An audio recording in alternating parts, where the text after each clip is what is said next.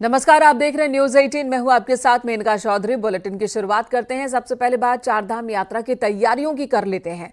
तो मेगा तैयारी चल रही है। शासन ने 4 IAS अधिकारियों को जिम्मेदारी सौंपी है। धाम और यात्रा मार्ग पर व्यवस्थाओं का ये निरीक्षण करेंगे। 11 अप्रैल को शासन को एक रिपोर्ट सौंपेंगे। IAS BVRC पुरुषोत्तम जाएंगे गंगोत्री धाम। राजेश कुमार को बद्रीनाथ धाम की जिम्मेदारी दी गई है। नीरज खैरवाल यमुनोत्री धाम का दौरा करेंगे। युगल किशोर पंत केदारनाथ धाम की यात्रा कर व्यवस्थाओं का जायजा लेंगे।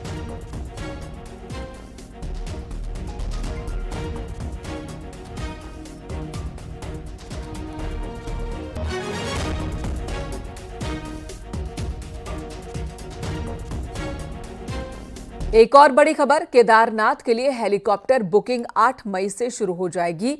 IRCTC की वेबसाइट पर यह बुकिंग हो सकेगी और इस बार 5% हेली किराया बढ़ाया गया है। सिरसी से केदारनाथ का किराया 6,061 रुपए, फाटा से केदारनाथ का किराया 6,063 रुपए और गुप्तकाशी से केदारनाथ का किराया 8,533 रुपए रखा गया है।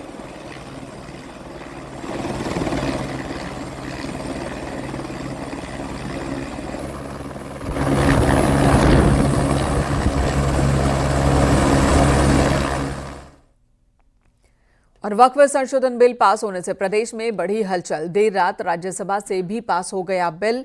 अब प्रदेश में सुरक्षा बढ़ा दी गई है। आज जुम्मे की नमाज को लेकर पुलिस अलर्ट पर है। वक्फ कानूनों में बदलाव के खिलाफ कई मुस्लिम संगठन हैं। उत्तराखंड में वक्फ की 5,000 से ज्यादा संपत्तियां हैं। मस्जिद, मदरसे, कब्रिस्तान के अलावा कई कॉमर्शियल प्रॉपर्टीज का मालिक है वक्फ। वक्फ के पास बड़ी मात्रा में कृषि जमीनें हैं। वक्फ संपत्तियों पर अवैध कब्जा कर बैठे लोग अब इस बिल से परेशान हैं और कब्जेदारों में हलचल है।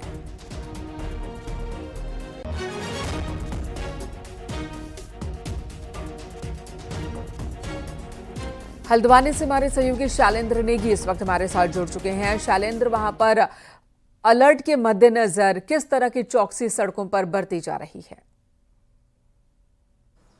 देखिए, वक्त में जैसे ही संशोधन हुए हैं, पहले लोकसभा से और फिर राज्यसभा से, और उत्तराखंड बहुत ही सेंसिटिव इलाका, विशेष तौर पर जो हरिद्वार का इलाका है, उधम सिंह नगर और हल्द्वानी, जहां पर मुस्लिम आबादी बहुत ज्यादा रहती है और कई मुस्लिम संगठन इस वक्फ कानून में बदलाव के विरोध में हैं। तो ऐसे में जो इंटेलिजेंस के इनपुट्स हैं उसके आधार पर जो है सतर्कता बढ़ाई गई है। विशेष करके ऐसे इलाके में जहां पर हिंदू मुस्लिम का कन्फ्रंटेशन हो सकता है, वहां पर इस तरह की सतर्कता बढ़ती गई है। और साथ ही LIU इस बात पर भी निगाह रख रहा है कि कहां पर विरोध प्रदर्शन हो सकते हैं, क्योंकि कई सारे मुस्लिम संगठनों ने इस कानून के बदलावों का विरोध किया है और वो इसको कानूनी रूप से चुनौती देने की तो तैयारी कर रहे हैं। साथ ही साथ जो है हमने देश के कई हिस्सों में इसका विरोध भी देखा है और सरकार को इस तरीके के इनपुट्स हैं कि हो सकता है कि उत्तराखंड में भी इसका विरोध हो बड़ी संख्या में, विशेषकर हरिद्वार, उधम सिंह नगर और हल्द्वानी का जो इलाका है और देहरादून राजधानी का जो इलाका है, जहां पर मुस्लिम्स की आबादी बहुत अच्छी खासी संख्या में है, क्योंकि यही लोग इसका विरोध कर रहे हैं। और क्योंकि कानून में जो बदलाव हुए हैं उससे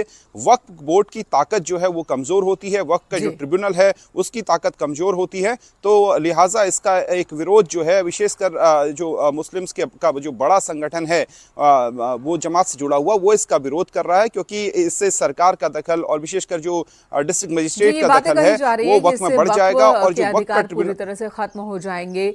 इस तरह की बातें हो रही है, लेकिन सरकार बार बार कह रही है कि अधिकार खत्म नहीं हो रहा है, बल्कि पारदर्शिता लाई जा रही है ताकि जो काम किए जाएंगे, जो उद्देश्य है वक्फ की, वो सही तरीके से पूरे हो सके। शैलेंद्र, धन्यवाद आपका पूरी जानकारी देने के लिए। तो उत्तराखंड में भी अलर्ट है और पुलिस को बोला गया है सतर्क रहने के लिए। पूरे पुलिस डिपार्टमेंट को ही आज जुमे की नमाज भी है, इसके मद्देनजर खास चौकसी बरती जा रही है। इधर उत्तराखंड में कई स्थानों के नाम बदले जाने के बाद देहरादून में CM आवास पर CM पुष्कर सिंह धामी का सम्मान किया गया। इस कार्यक्रम में CM धामी ने कहा कि हम निर्णय करने में समय नहीं लगाते, हमारे आदर्श भगवान राम, भगवान श्री कृष्ण और शिवाजी। हम जजिया कर लगाने वाले औरंगजेब को अपना आदर्श नहीं मान सकते। कांग्रेस पर उन्होंने निशाना साधा और कहा कि जब भी कोई अच्छा काम होता है तो कुछ लोगों को परेशानी होती ही है। ये सभी विघ्न संतोषी हैं जिन्हें विघ्न करने में आनंद आता है। पर विश्वास करते हैं, जो जन भावनाएं हैं उन जन भावनाओं के अनुरूप निर्णय लेने में हम तनिक सा भी तेज़ मिनट का क्या सेकंड का भी जो है प्रतीक्षा नहीं करते हैं और निर्णय ले लेते हैं।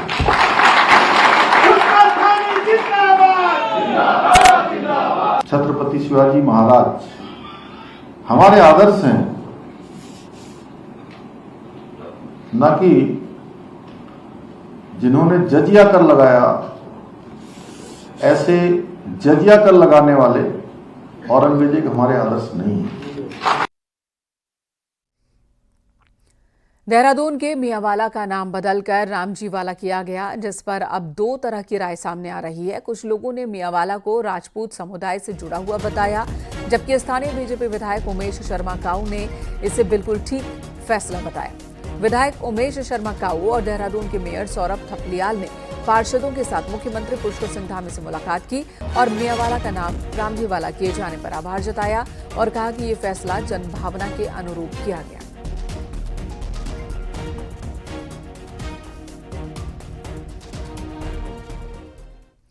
अपने जमाने के सुपरस्टार अभिनेता और फिल्म निर्देशक मनोज कुमार का निधन हो गया।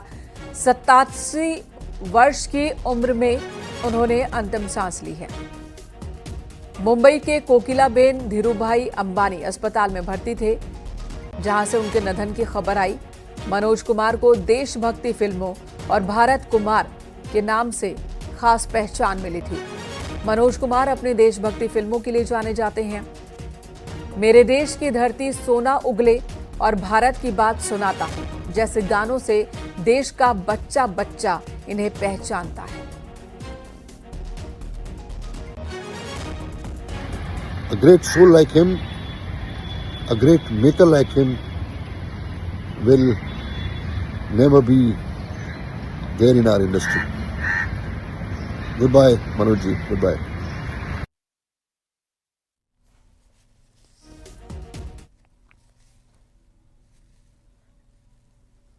तो 87 साल की उम्र में अंतिम सांस ली मनोज कुमार का निधन हो गया है। दुखद खबर मुंबई से आई। अस्पताल में भर्ती थे और वहीं से उनके निधन की खबर आई है। अभिनेता मनोज कुमार, जो कि फिल्म प्रोड्यूसर और डायरेक्टर भी बने, जिन्हें खास पहचान मिली बॉलीवुड में रहते हुए, इन्होंने इस बात का पूरा ख्याल रखा कि जो फिल्में बनाए वो फिल्म समाज को संदेश देने वाली फिल्म हो, राष्ट्र प्रेम को बढ़ावा देने वाली फिल्म हो। अपने वक्त के विषयों पर इन्होंने फिल्में बनाई, जैसे उन फिल्मों पर ज्यादा इनका ध्यान था जो राष्ट्रभक्ति की भावना से ओतप्रोत हो। समाज के मौजूद जो विषय होते हैं, चाहे वो गरीबी हो, भुखमरी हो, रोजगार हो, उन विषयों को अपनी फिल्म में जगह देते थे। भारत कुमार के नाम से भी इन्हें जाना गया। देशभक्ति फिल्मों की वजह से ही भारत के गुणगान के लिए इन्हें जाना गया। अभिनेता मनोज कुमार, उनका निधन हो गया है 87 साल की उम्र में। मनोज कुमार ने दुनिया को अलविदा कह दिया। मेरे देश की धरती सोना उगले, इस गाने ने हर तरफ धमाल मचा दिया था। और जब भी 15 अगस्त हो, 26 जनवरी हो या कोई भी ऐसा फंक्शन जो कि देशभक्ति से ओतप्रोत हो, वहां ये गाना ना बजे, ऐसा हो नहीं सकता। भारत की बात सुनाता हूं, ये भी एक और गाना है जिसमें भारत की ख्याति सुनाई गई। मनोज कुमार पर ये गाना फिल्माया गया था। मनोज कुमार, जिन्हें कई सम्मानों से नवाजा गया, उनका निधन हो गया है 87 साल की उम्र में।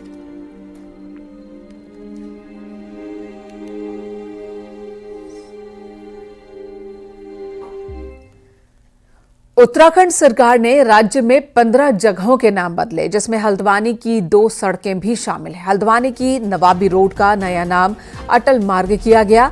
आज इस रोड का नया नामकरण हल्द्वानी के मेयर की मौजूदगी में कल हुआ। नवाबी रोड पर अब अटल पथ का बोर्ड लग चुका है। आज माननीय मुख्यमंत्री जी के दिशा निर्देशन पर ये जो नवाबी रोड थी, जो हमें पुराने नवाबों की याद दिलाती थी, आज उसको बदलकर मैं समझता हूँ कि पुष्पांजलि हमने आदरणीय अटल बिहारी वाजपेयी के चरणों में समर्पित की है, क्योंकि इस प्रदेश को बनाने का श्रेय अगर किसी एक व्यक्ति को जाता है तो वो माननीय अटल बिहारी वाजपेयी हैं। मैं समझता हूँ कि आज मैं हमने एक जो उत्तराखंड प्रदेश की ओर से, हल्द्वानी साहब की ओर से पुष्पांजलि आदरणीय अटल जी के चरणों में समर्पित की है। उत्तराखंड में ट्रांसफर और डेपुटेशन को लेकर बड़ी खबर। अब कोई भी कर्मचारी 5 साल से ज्यादा समय के लिए डेपुटेशन पर नहीं रह पाएगा। वित्त विभाग ने इसके लिए पहली बार साफ साफ गाइडलाइंस जारी की है, जिसके बाद अब उन सभी कर्मचारियों को भी अपने मूल विभाग में जाना होगा जो कई सालों से दूसरे विभागों में डेपुटेशन पर तैनात हैं। सामान्य डेपुटेशन की समय सीमा सिर्फ 3 साल की होगी, जबकि अगले 2 साल के लिए डेपुटेशन बढ़ाने के लिए वित्त विभाग से मंजूरी लेनी होगी। पूरे कार्यकाल में सिर्फ 2 बार ही डेपुटेशन मिल सकता है। रिटायरमेंट से 5 साल पहले कोई भी डेपुटेशन नहीं दिया जाएगा। इतना ही नहीं, डेपुटेशन के लिए विभागों को विज्ञप्ति तक निकालनी होगी। इसके अलावा सेवा विस्तार के लिए भी वित्त विभाग से मंजूरी लेनी होगी। आपको बता दें, पिछले दिनों सीएम धामी ने भी डेपुटेशन खत्म करने के लिए निर्देश जारी किए थे और अब वित्त विभाग शासनादेश जारी कर चुका है।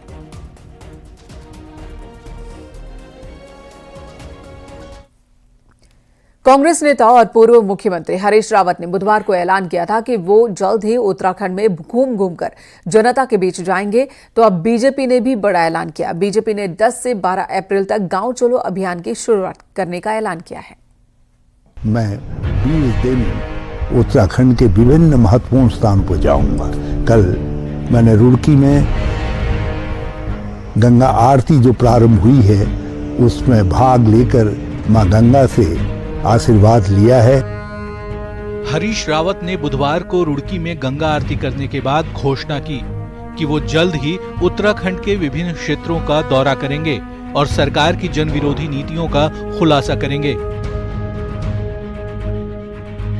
इधर बीजेपी ने 6 अप्रैल को स्थापना दिवस के मौके पर प्रस्तावित कार्यक्रमों में गांव चलो अभियान चलाने की घोषणा कर डाली।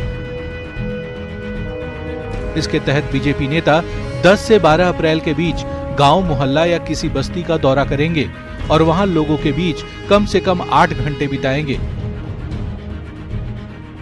इस दौरान स्वच्छता अभियान चलाने से लेकर लोगों से संवाद कायम किया जाएगा।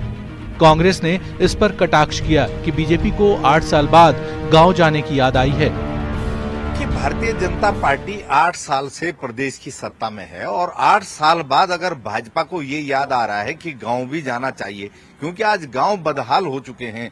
स्कूलों की हालत बहुत खराब है, स्वास्थ्य सेवाएं वहां किसी को मिल नहीं रही है, रोजगार के अभाव में लोग पलायन करने के लिए मजबूर हैं, कानून व्यवस्था कहीं नजर नहीं आ रही है। अगर जो है 8 साल से आपने गांव की सुध नहीं ली है तो ये किसकी नाकामी है? बहुत देर कर दी भारतीय जनता पार्टी ने ये सोचने में कि गांव का भी जो है इस प्रदेश में कोई महत्व है। बीजेपी का कहना है कि प्रदेश में सरकार हमारी है, गांव खलिहान तक हमारा संगठन फैला हुआ है। इसके ठीक विपरीत 8 साल से अगर कोई हाशिए पर है, गांवों से दूर है, तो वो है कांग्रेस। कांग्रेस के लिए गांव तक पहुंचना समस्या है, हमारे लिए नहीं। देखिए, बीजेपी आज सरकार चला रही है, गांव खलिहान तक हमारा संगठन पहुंचा हुआ है, गांव खलिहान तक हमारा जनप्रतिनिधि बैठा हुआ है, वो लगातार सक्रिय है। ये तो कांग्रेस को सोचना पड़ेगा कि वो लगातार 8 वर्षों से उत्तराखंड में हाशिए पर खड़े हैं, तो उनके लिए गांव समस्या, हमारे लिए समस्या नहीं। हम तो ऑलरेडी गांव में पहुंचे हुए हैं। कांग्रेस हो या बीजेपी, राजधानी हो या जिला मुख्यालय, नेताओं को गांव की ओर जाने की याद यूं नहीं आई है। इसके पीछे एक खास मकसद काम कर रहा है और वो मकसद है पंचायत चुनावों का। प्रदेश में जल्द ही पंचायत चुनावों का ऐलान हो सकता है। देहरादून से न्यूज़ 18 के लिए सुनील नवप्रभात की रिपोर्ट। उत्तराखंड में गेम चेंजर योजनाओं की समीक्षा जारी है और इसी सिलसिले में सीएम पुष्कर सिंह धामी ने कल पेयजल और जलागम विभाग की योजना देखी, उनकी समीक्षा की। इसमें विभागों के अधिकारी मौजूद थे। सीएम धामी ने अधिकारियों से पुराने कामों की रिपोर्ट मांगी, साथ ही नए कामों को जल्द से जल्द पूरा करने के निर्देश दिए। मुख्यमंत्री ने अधिकारियों को निर्देश दिए कि 30 साल की जरूरतों को ध्यान में रखते हुए प्लान किए जाएं। साथ ही मुख्यमंत्री ने कहा कि पेयजल, जल संचय और जल संरक्षण के लिए अलग अलग ठोस प्लान बनाए जाएं। मुख्यमंत्री ने यह भी कहा कि गर्मियों के सीजन में पानी की कमी किसी भी हालत में नहीं होनी चाहिए और इसके लिए पहले से ही इंतजाम कर लिए जाए।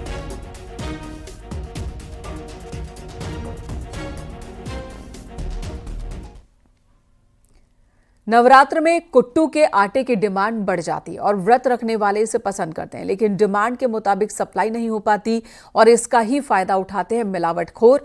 अब बड़ा खुलासा यह हुआ है कि कुट्टू के आटे में संगमरमर का पाउडर और लकड़ी के बुरादे मिलाए जाते हैं। कुट्टू के आटे के लिए 20 में से 18 सैंपल जो लिए गए थे वो फेल पाए गए हैं। इसी पर दिखाते हैं आपको ये एक्सक्लूसिव रिपोर्ट।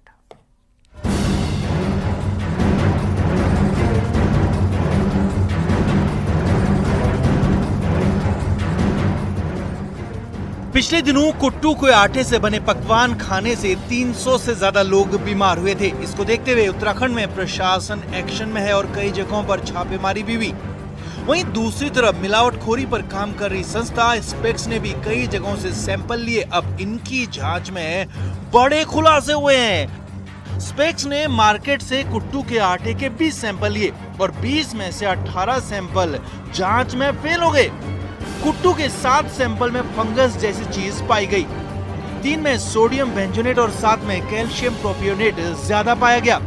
कुट्टू के आटे में खराब चावल और मक्के का आटा मिलाया गया। सफेद लकड़ी का बुरादा और बोरिक एसिड भी कुट्टू में मिला दिया गया। यही नहीं, संगमरमर का पाउडर और एगोट जैसे जहरीले पदार्थ भी कुट्टू के आटे में मिले हैं।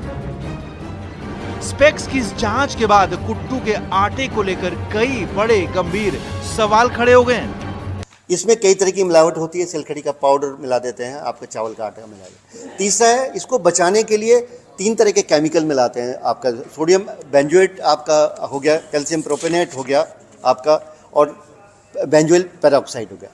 अगर इन केमिकल्स की मात्रा अधिक होगी तो भी हमारे को बीमारी देने का काम करेंगे।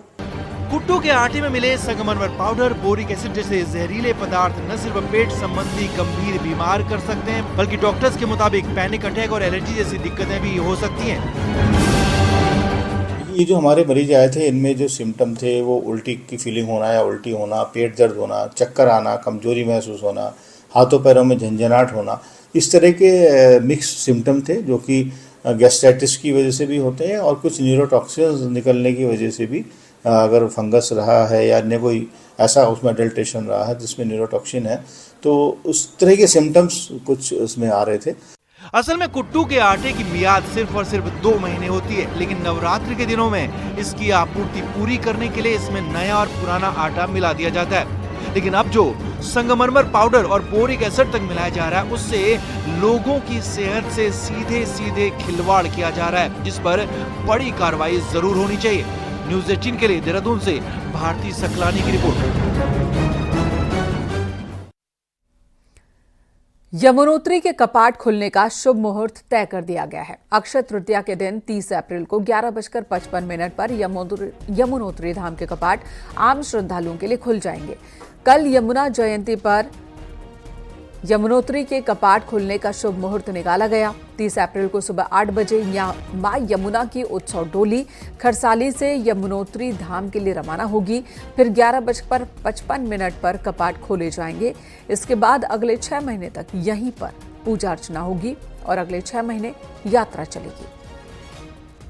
आज यमुना जी जन्मोत्सव के शुभ पावन अवसर पर यमुना जी के ग्रीष्मकालीन कपाट खोलने का शुभ मुहूर्त तय किया गया है, जो कि 17 गते वैशाख अक्षय तृतीया शुक्ल पक्ष 30 अप्रैल बार बुधवार, नक्षत्र रोहिणी नक्षत्र, योग शुभ योग, समय 11:55 पर समस्त श्रद्धालुओं हेतु मां यमुना जी के कपाट विधिवत मंत्रोच्चारण के साथ यमुनोत्री धाम में।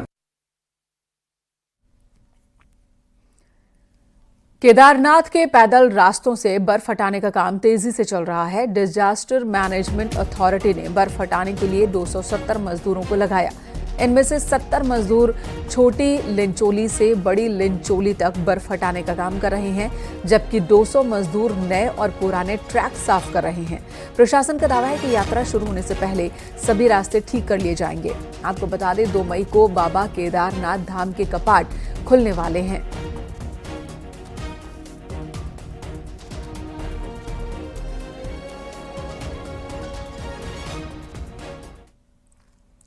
चारधाम यात्रा की हर स्तर पर तैयारी चल रही है। प्रशासन की टीम व्यवस्थाओं का जायजा ले रही है। बद्रीनाथ केदारनाथ मंदिर समिति यात्रा व्यवस्थाओं को ठीक करने में जुटी है। सरकार के निर्देश है कि यात्रा इस बार बहुत ही सुव्यवस्थित होनी चाहिए। ऋषिकेश से लेकर बद्रीनाथ धाम तक सभी गेस्ट हाउस ठीक किए जा रहे हैं ताकि यात्रा के दौरान तीर्थयात्रियों को कोई दिक्कत ना हो।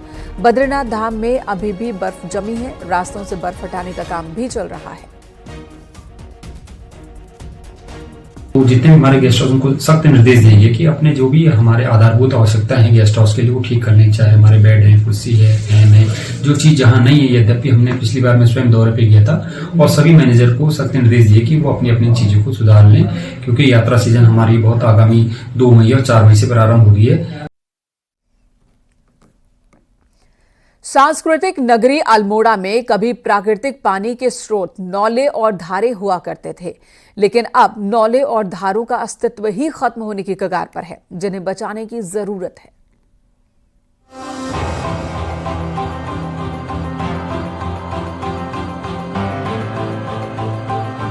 पहाड़ों में कम बारिश होने से भूजल का स्तर लगातार कम हो रहा है, जिसकी वजह से प्राकृतिक पानी के स्रोत भी सूखने लगे हैं। अल्मोड़ा जिले में ही 360 पानी के नौले अपना अस्तित्व खो चुके हैं, जिसकी वजह से गर्मियों में पानी की किल्लत हो रही है। वहीं अब इन प्राकृतिक नौलों और पानी के धारों को बचाने की योजना बनाई जा रही है। नौलों को जो पानी मिलता है वो वर्षा के जल से मिलता है, हाइड्रो चक्र से मिलता है। जब बारिश का पानी धरती के अंदर जाएगा तभी उसको पानी मिलेगा। लेकिन आपको मालूम है जहाँ कहीं भी नगरीकरण होता है तो उसका जो पारगम्य सरफेस है अपारगम्य हो गया है। तो जब पानी अंदर जाएगा नहीं तो अपने आप ही सूखेंगे। कोई ऐसी कोई नई बात नहीं है, क्योंकि पहले नौले थे, अब उनके अंदर पानी नहीं जा रहा है। अभी 60 नौले और भी बचे हैं, लेकिन वो भी मरणासन्न स्थिति में हैं। सूखते पानी के स्रोत बचाने के लिए नगर निगम लोगों को जागरूक करने की बात कर रहा है और जन सहयोग से नौलों के संरक्षण करने का प्लान बना रहा है, ताकि नौलों के अस्तित्व को बचाया जा सके। हम सभी जो अपने नौले धारे हैं, इन सभी नौले धारों को अपने यहाँ के जनमानस को सक्रिय करके और उनको जागरूक करके इन धाराओं को संरक्षित किया जाएगा। गर्मियां शुरू होते ही हर साल प्राकृतिक पानी के स्रोतों के संरक्षण की प्लानिंग की जाती है, लेकिन उसके बाद भी पानी के प्राकृतिक स्रोत सूखते जा रहे हैं। न्यूज़ 18 के लिए अल्मोड़ा से किशन जोशी की रिपोर्ट। पहाड़ की 10 बड़ी खबरों पर नजर डालते हैं पहाड़ टॉप 10 में। हरिद्वार के लक्सर में 22 साल के लड़के की गंगा में डूबने से मौत हो गई।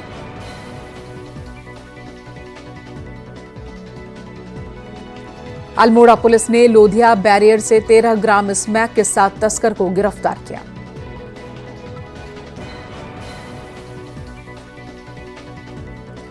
कोटद्वार में मोबाइल टावर लगाने के नाम पर एक शख्स से 8 लाख की ठगी हुई।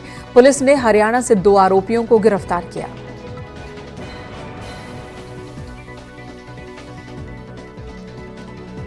बीजेपी स्थापना दिवस की तैयारियों को लेकर पिथौरागढ़ पहुंचे प्रभारी कुंदन परिहार ने कहा कि 14 अप्रैल तक कई कार्यक्रम होंगे।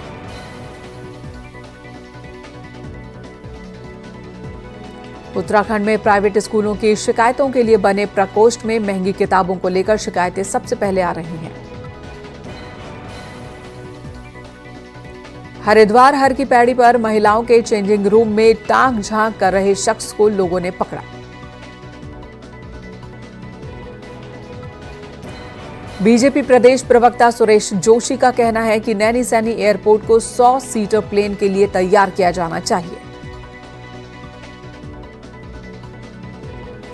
रुद्रप्रयाग में गर्मी का सीजन शुरू होते ही ग्रामीण इलाकों में पानी की किल्लत शुरू हो गई है और प्रशासन से समस्या दूर किए जाने की मांग की जा रही है। हरिद्वार प्रेस क्लब में शपथ ग्रहण समारोह आयोजित हुआ, जिसमें नवनिर्वाचित अध्यक्ष धर्मेंद्र चौधरी और पूरी कार्यकारिणी ने हिस्सा लिया।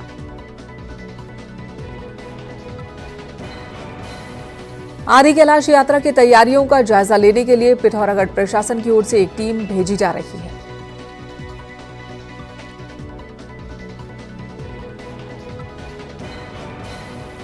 यहाँ एक ब्रेक के लिए रुकेंगे, खबरें ब्रेक के बाद भी जारी हैं।